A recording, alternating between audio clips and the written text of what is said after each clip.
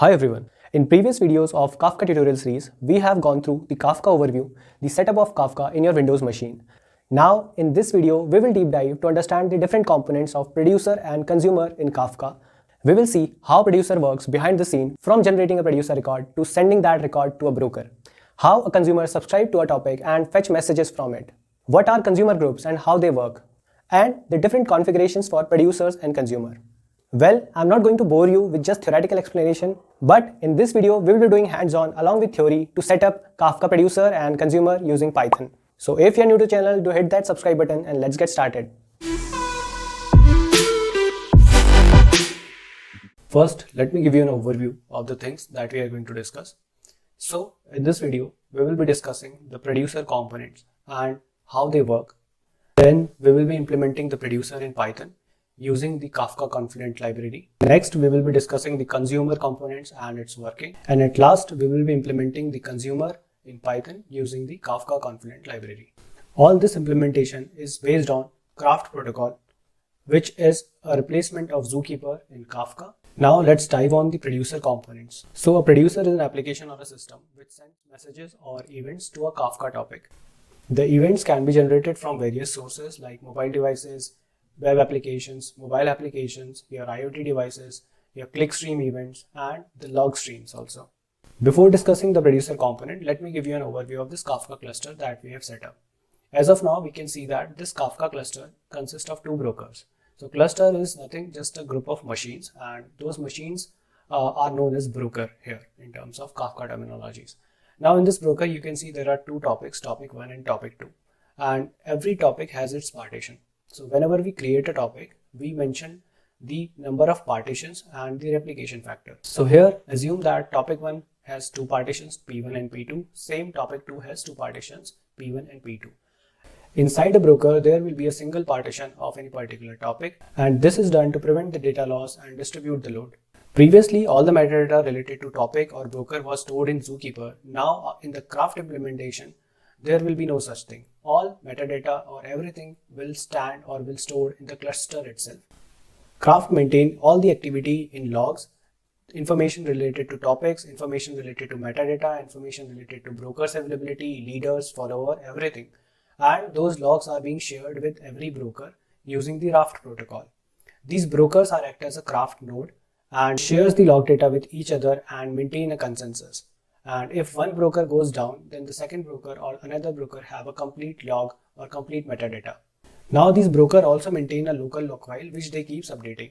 So that was about the Kafka cluster. Now let's understand the producer and its component. So in order to set up a producer, we need to first define some configuration or properties. These properties help us to initialize our producers and to set up its behavior.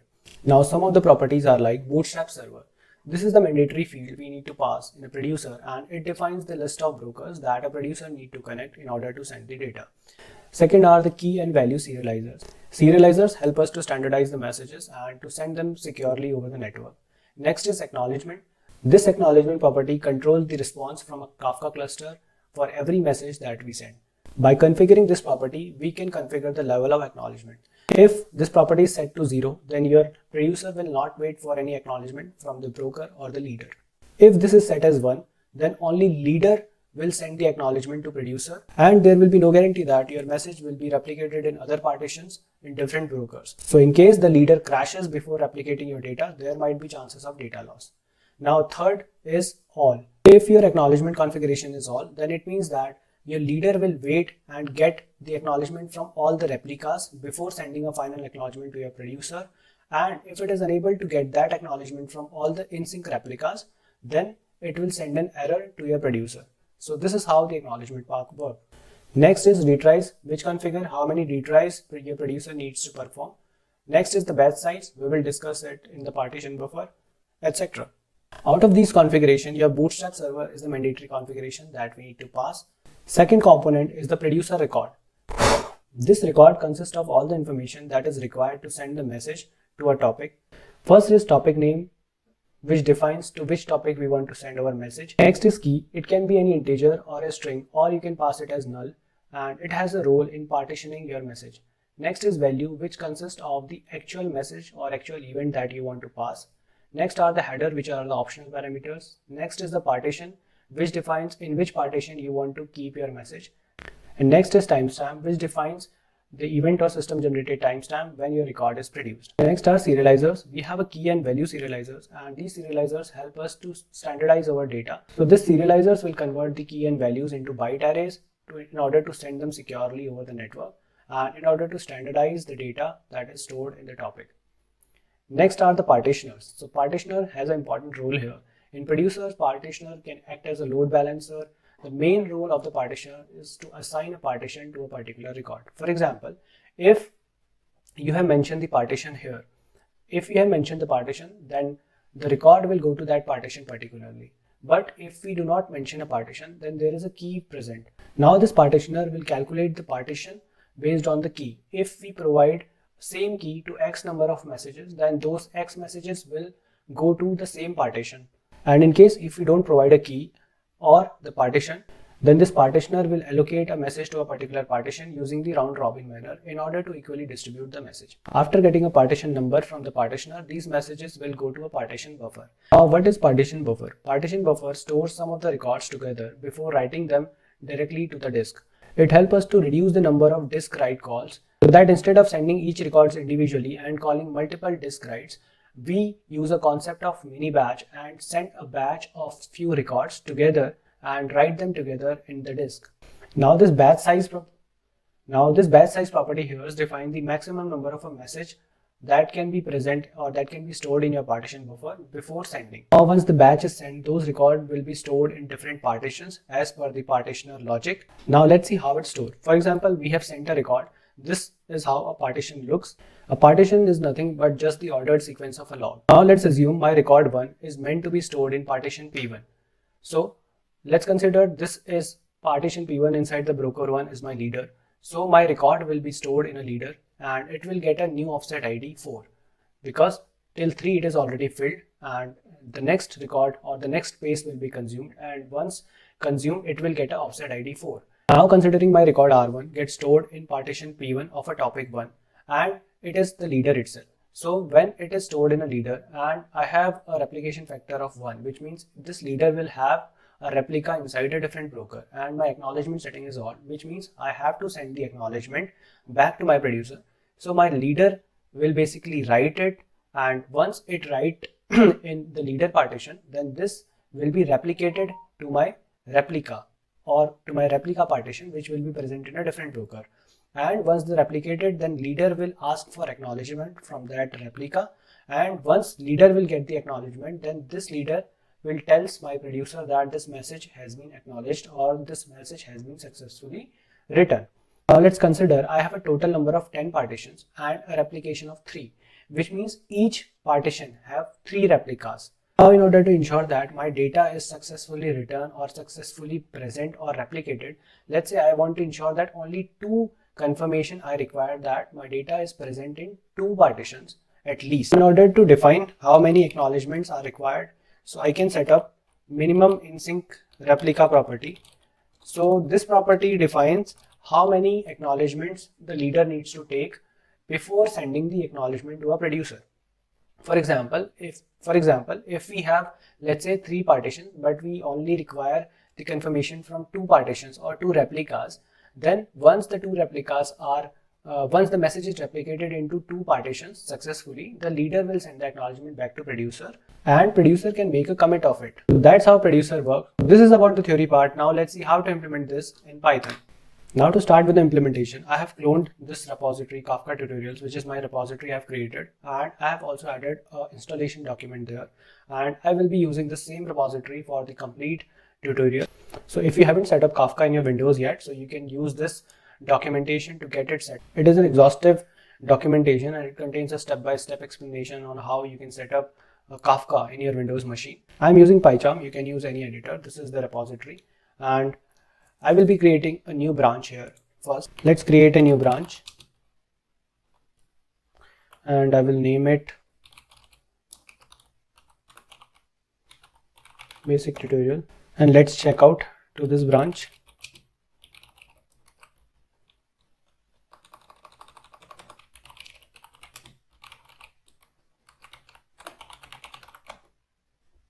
Okay, so now we are at this branch. Now what we need to do in order to work on this particular tutorial, we have to first create a virtual environment. So first create a virtual environment. You can use Python 3.7 -m venv. Let me name it venv. Okay, it's a typo.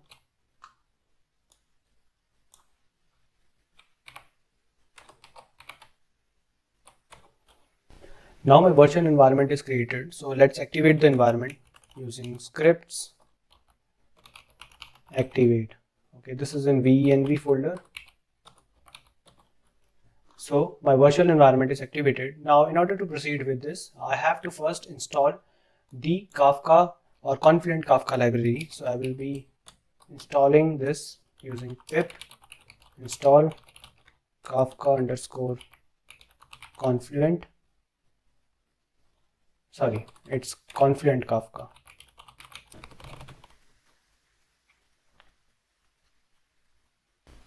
Our installation is done. Now let's create a file known as producer.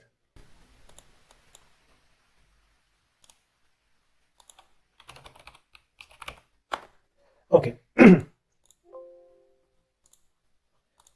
So let me tell you one thing. So if I import this Confluent Kafka, okay, as of now it is working fine, but sometimes we have to configure the interpreter, right? Sometimes it will not work. So what I want to suggest is, in order to work with this, let's say you have to configure the interpreter of your virtual environment. Let's say I have this venv, okay, so virtual environment that I have created, and if in case you have multiple versions, multiple Python versions, then it may conflict here. So it's better to use the interpreter of your virtual environment. How you can do that? You can just go to your settings. From there, you go to project interpreter, and here, if you don't find your virtual interpreter of this project, you can just go to click on add, and it will directly load your interpreter from this particular file, and you can done. Okay, so it will be reflected here. Okay, as a Kafka tutorials, we can see, right? So now just use this interpreter, apply it. It will load the packages that we have installed, like Confluent Kafka is there. That's enough as of now. So yeah, now we have to import the producer from Confluent Kafka. Now how producer work, as I said, that first of all we have to define the configurations. Okay, so let's define the configuration. So the first configuration we have to give is bootstrap server. Bootstrap.server. So this configuration, we have to pass the list of servers. Now as of now we don't have a server, right? So what we have to do, we have to start our Kafka server first. How can we do that? In the previous implementation videos, I have shown how to do that. So now let me show you. Let's open the command prompt. I have my Kafka installed in this directory. I am moving to that directory where my Kafka is installed. Okay, and I have already set up the path in my environment variable, so I can access my Windows batch files from anywhere. So I have to start a server. So previously I've already created a topic. Let me show you. Let's create a new topic as of now. Okay, so Kafka topics.sh, create topic. Let's give a topic name. Let me give you a topic name as Rohit. Okay, now we have to mention the bootstrap server. It will be localhost. We will be using this only 9092. Yeah, and one more thing we can mention, like when we create a topic, right, we can mention the partitions. Let's say as of now I want to create only 5 partitions, but the standard practice is you create 10 partitions of your topic and put a replication factor of 3 in case it's a production based setup. And we can mention replication factor. As of now, let me put it 2 only, replication factor. Sorry, my bad, it's a .bat, not .sh. We are working in Windows, it will be .bat. So using this command, our topic will be created, and with this topic we will have 5 partitions with a replication factor of 2. Okay, now in order to verify the things that we have mentioned are correct, we need to describe the topic.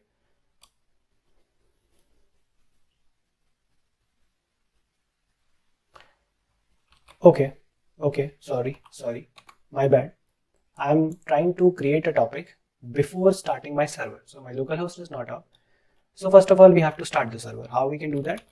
Kafka server start.bat, and we have to define the config parameters. We are using craft here, so it will be craft server.properties, and boom.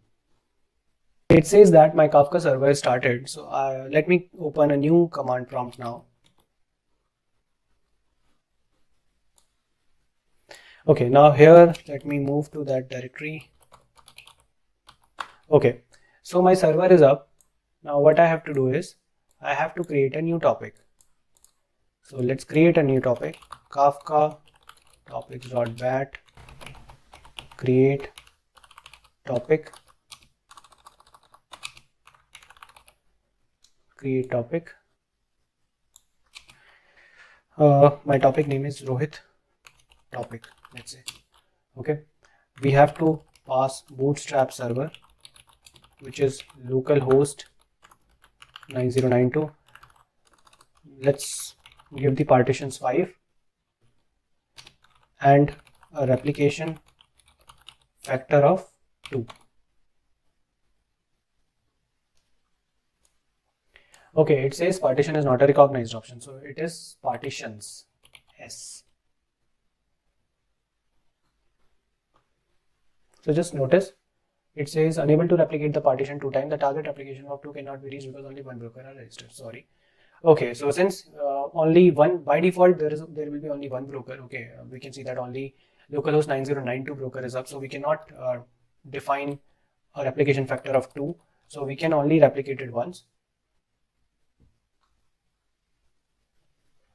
Now, since I have created a new topic, you have seen some activity going on or some logs here in the server as well. It says that log loaded for partition Rohit topic 4 with initial watermark 0, which means that my partitions are created. Now, how can I verify it? I can verify it using Kafka topics.bat. Okay. Describe topic Rohit topic.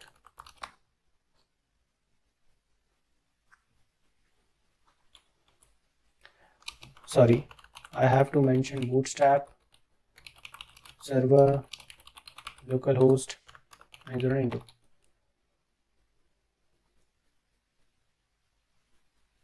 Okay, now here you can see the detail. Okay, my topic has a topic ID, it has a partition count of 5, a replication factor of 1, and you can see that partitions are started with P0, P1, P2, P3, P4. Okay, and the leader is 1, replica are 1, and in-sync replica are also 1. Okay, it has a single replica, so or in-sync replica will be 1 only by default. So this is like how my partition look like, or how my topic look like. Now I have a bootstrap server ready. Now let's get back to the code. So I have a localhost, okay, localhost 9092 where my broker is running.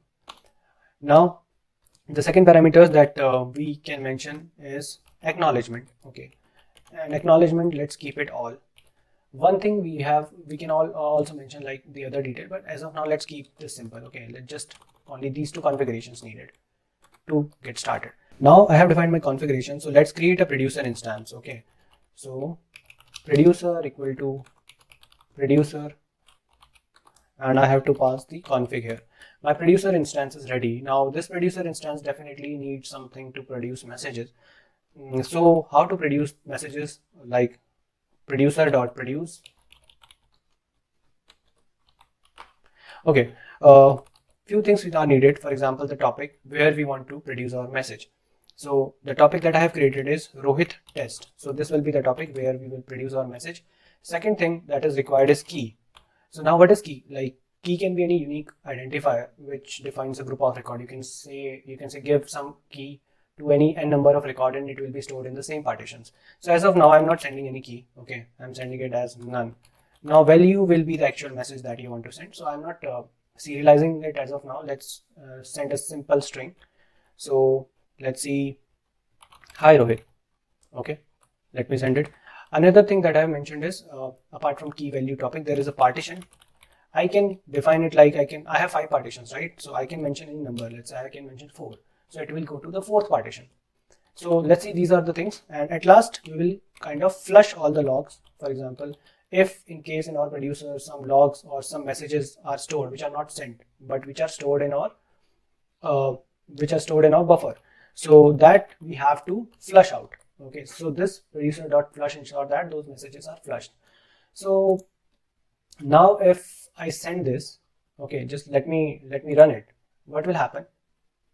Okay, it gives me an error, no such configuration property, bootstrap.server. Okay, it's bootstrap.servers. Sorry, not server. Let me run it again.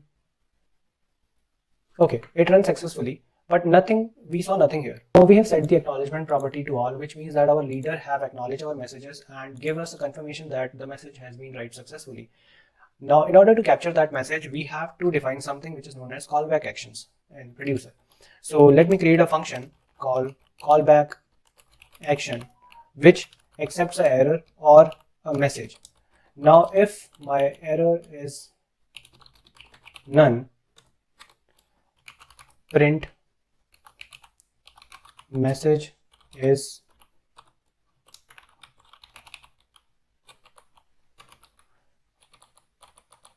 okay, else print error is. So this is a function that I have defined for a callback action. Now in order to define this, we have to now in order to use this callback action, we have to define it in the produce message. Okay, we have to define this thing. So this is the callback for us. Okay, and it will produce it. Now let me change my message. It says, how Rohit, this is callback. Okay, now let me send it. Let me execute it. Let's say what we'll see. Okay, we got an error that an unknown partition is defined. Value is -190.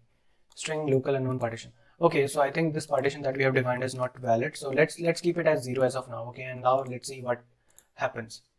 So if I execute it, you can see we got a message is and we got an object here. So what does it mean? That it means that this message that we got back from our callback action is basically an object, and now this object will consist of the partition information or topic information. So basically what we can see which topic does our message goes and which partition does our message goes. Okay, so here we can say that message dot partition. So now let me change the message a little bit. Okay, if I execute it, I can say that it goes to Rohit test and partition is 0. So this is how we can implement a producer in Python using the Confident Kafka library, and it is very simple. Definitely we can do it better. This is the basic thing. Okay, we can use different configurations here. We can define our serializers here. We can change the message type. There are different things that we have to do, and we will do it in our project that we are going to create here. So as of now for producer, I think this is enough to just see how producers work basically. Now let's see how a consumer works or the different components of the consumer. So this is the setup. Let me explain the Kafka cluster setup first. So in this cluster, let's say we have two topics with a partition, with each consists of a two partition P0 and partition P1, and here same partition P0 and partition P1. The number you are seeing here are the offsets basically in which the data resides. In partition P0, the offset is currently 3, the max offset same as partition P1, and same as for topic 2 partition P0 and P1. Now this is let's consider this as our cluster setup. Okay, now this is our consumer. This consumer, there are two types of configuration possible. One thing is the consumer group, we say, and second is the standalone consumer. We will discuss how they work, what are the differences one by one. There is another component that is known as the configuration, which is also present in our producer. So let's discuss these properties or the configuration first. First is the bootstrap server, which is a mandatory configuration that we need to give to consumer, which defines to which bootstrap server this consumer should connect in order to fetch the messages. Now next is the group ID, which defines to which group our consumer should belong. And if we do not mention a group ID, which means it is a standalone consumer. Next are the key and wait value deserializers, which means the data that is residing in these topics are serialized data. In case if it is a serialized data, then we need to deserialize this data in order to read it properly. So that's why we have a deserializer. Next are max poll record, which means the maximum number of records our consumer can pull in a single fetch request to a broker or to a leader from a partition, let's say. So next is the partition assignment strategy. This particular configuration belongs to maybe more specific to consumer group. When a consumer group decides the partition for a consumer, and it assigns the partition to different consumer. We will discuss it next. Auto offset reset. Auto offset reset. So auto offset reset is a property. Let's say if your consumer is down, then it don't know till which offset, let's say, it has read the messages, right? So this property defines, this is particularly a flag. So if we provide latest, then it means that the latest commit or the latest offset it has committed in the metadata, it will start consuming from there. But if we provide it as a earliest, then it means from the earliest offset of that partition, it will start consuming the message again. So this is the properties. Now coming to the consumer and consumer group, how basically consumer reads a message from a particular partition. So let's say when we configure this consumer, so it is connected, or it is connected with our Bootstrap server, and if it's a standalone consumer, then everything it manages on its own. It means that when a consumer subscribes to a topic, let's say this is the consumer, okay, this is the consumer, and this consumer 4 that we have created, it subscribes to a topic. This consumer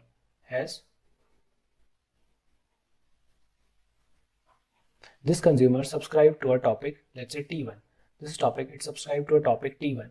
Now, since we don't have any consumer group, so it will identify the partition itself, okay, from which partition it has to read. It will identify itself, or we can exclusively provide the partition, let's say read from P0.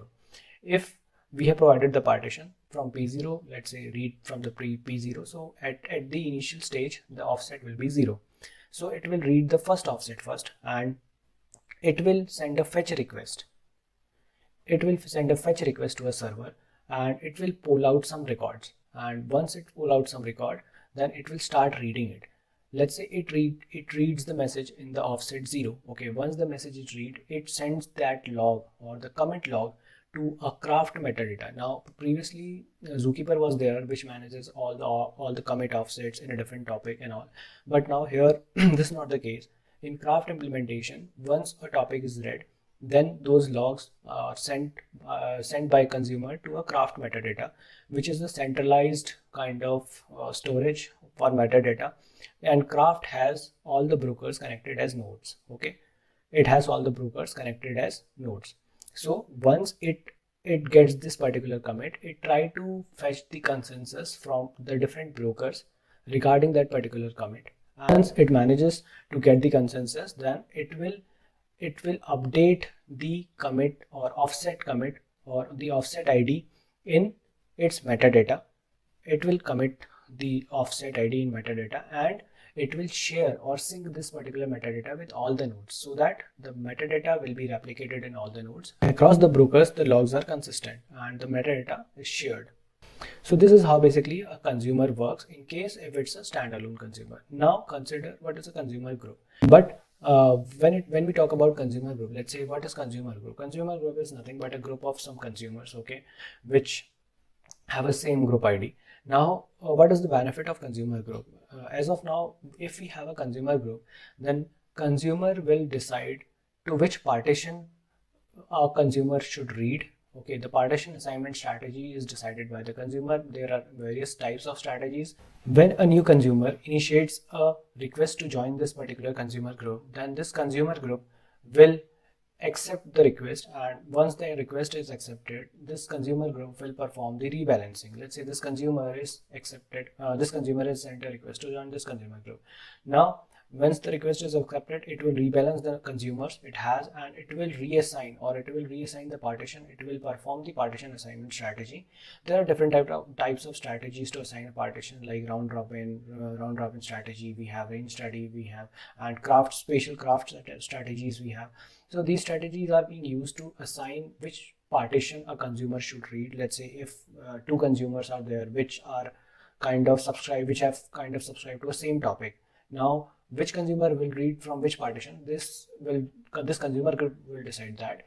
And why we need a consumer group in this particular case? In order to ensure that in order to use the parallelism and the data is being consumed efficiently from the different partitions, this consumer group will help in this particular case. Now the benefits of using consumer group is that each consumer do not have to maintain its own offset, its own metadata, or do not worry about the rebalancing, do not worry about the partition assignment. This consumer group will take care all of these things. It maintains a common offset for the complete consumer group.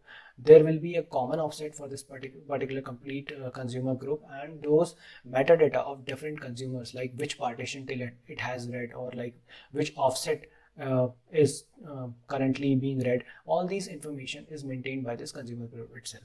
Now, as I said earlier, there was Zookeeper, where there are different topics or there are different metadata sections where the data is being sent and being stored. But here there is nothing like that. There is a craft metadata quorum where everything is being stored or everything is being shared across the brokers itself, so that all the metadata is being replicated or is being present or is being available at every particular time. And once our craft metadata quorum manages to get the consensus from the different node about that particular commit, it will send the acknowledgement back to a consumer group or to a particular consumer if in case of a standalone consumer. This is how our consumer works on a high level. Now let's understand the implementation of consumer using Python. Now I'm back to my repository. This is my repository. Okay, so I will create a new file named consumer. Okay, now what I have to do is I have closed my broker, so I have to start my Kafka server again. So here is my Kafka server. Let's start the server again. So our server has started. Okay, now let's see. Previously we have created a topic. We have created a topic here named Rohit topic, and we have created different partitions and the replication. Although these partitions don't kind of matter much, because we have a single broker which is up, and in that, for a single topic, a single partition will be present. Now let's create a consumer. Okay, let me first import the consumer from Confident Kafka library. Okay, now we have to define our consumer. Okay, now similarly to producer, we have to define the configuration. So in the configuration, let's define the bootstrap server first,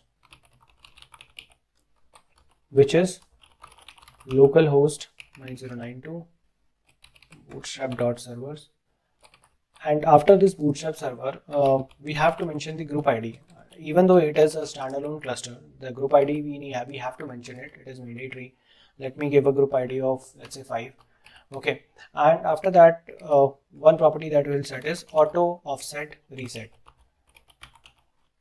Auto offset reset. So what it does is, basically when we start a consumer, it will check from where it has to start, like from beginning of the partition or from the latest commit of the partition it has to start. So from here we are mentioning it like earliest. Start from the earliest offset commit. Okay, so if we have to but yeah, the thing is, if we want to start from the earliest, we have to kind of restart our consumer in case our commits are being logged or our commits are being acknowledged successfully. So yeah, this is the configuration part. Now let's create a consumer instance. Okay, consumer, and I have to mention the config.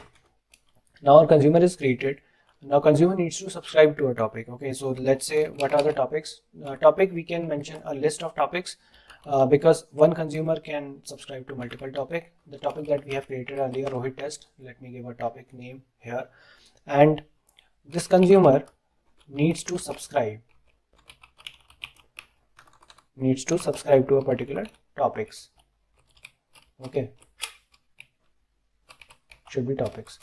Okay, once consumer subscribe to a topic, then it needs to send a fetch request to our servers continuously.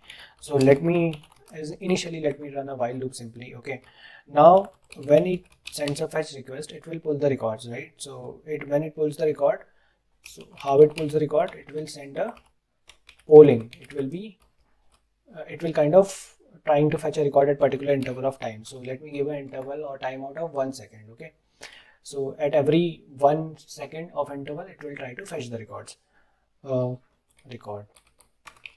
Okay, So once we have the record, let me give a null check. Okay.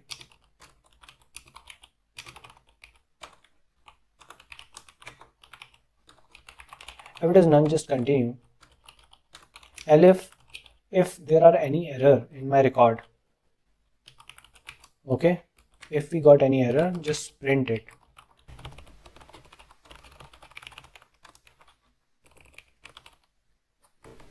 Else print the message.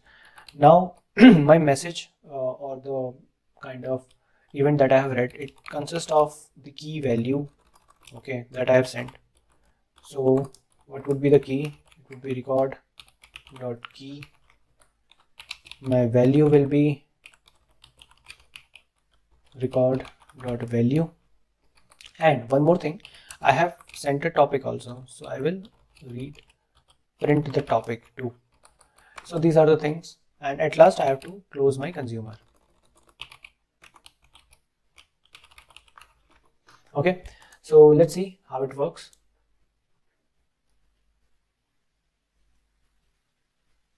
Okay, we got a record. Okay, we got all the messages that I have sent till now. So here are the keys. At the top 4 messages, there is no key since I have not sent any, but at the end of it, I have sent a recording from producer with a key 2. The latest one, let me show you. Okay, this is the thing that I have sent recently with a key 2. Hi, this is callback 3. So I got this message as well. And yeah, these are the messages. Let me send a fresh record. Okay, let me send a fresh record with key 3, and this is callback 4. Let me run it. So it says messages sent to this particular topic. This is a topic, not message. Let me correct this. Okay, and in my consumer, I will be able to get this message. The key is 3, the callback 4. So it is kind of continuous polling. It is doing, my consumer is doing continuous polling. That's why I'm able to get this particular message. Now, if I stop my consumer, okay, if I stop my consumer, then what will happen? And since I mentioned this topic, auto offset reset is earliest, right? If I restart it, then will it be able to read all the messages again? No.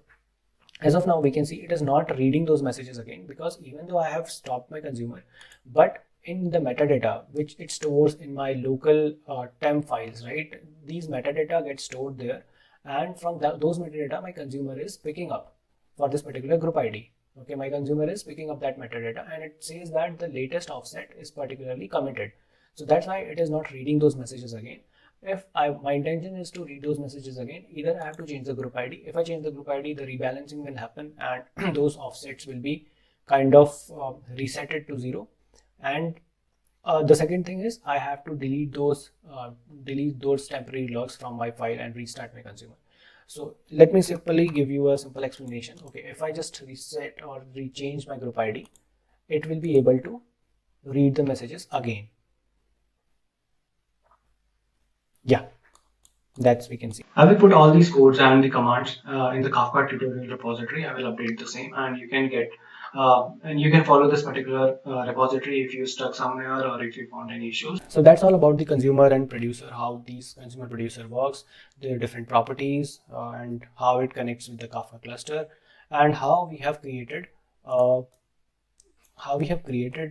kind of implementation, or how we have implemented these things in Python. So that's all about this video. I hope you find this video helpful. So if you have any doubts or question, do let me know in the comments, and I will see you in the next part of this series, where we will be creating a complete end-to-end Kafka application which you can use as a project also. So till then, goodbye, take care.